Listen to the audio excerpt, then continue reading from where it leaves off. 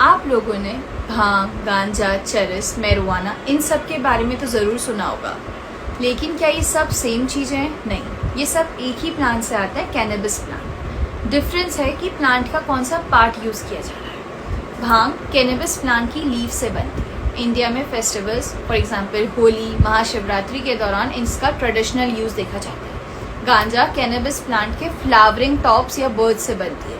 ये वही पार्ट है जिससे इंडियन लॉ स्पेसिफिकली डिफाइन करता है। चरस कैनबिस प्लांट के रेजिन से बनती है। रेजिन एक स्टिकी सब्सटेंस होता है जो प्लांट से निकाला जाता है। हेम्प कैनबिस की लो THC वैरायटी होती है। इसे कपड़े, रोप्स, पेपर एक्सेट्रा के लिए यूज़ करा जाता है, बेसिकली इंडस्ट्रियल प्रोडक्ट्स के लिए।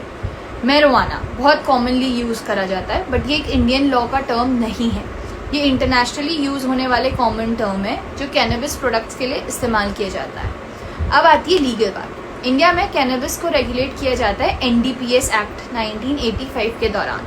इस एक्ट के अकॉर्डिंग कैनबिस में मेनली दो चीज़ें इंक्लूड की गई हैं, चरस दैट इज रेजिन एंड गांजा जो फ्लावरिंग या फ्रूटिंग टॉप होता है। और यहाँ एक इंटरेस्टिंग पॉइंट है, लॉ स्पेसिफिकली कहता है leaves and seeds when not accompanied by the flowering tops are excluded, यानी लॉ पूरे कैनबिस प्लांट को एक ही कैटेगरी में ट्रीट नहीं करता। इसीलिए कैनबिस प्लांट के डिफरेंट पार्ट्स का लीगल स्टेटस भी अलग हो सकता है। तो अगर सब एक ही प्लांट से आते हैं, फिर भांग लीगल कैसे और गांजा इलीगल क्यों? Let's understand this in the next video.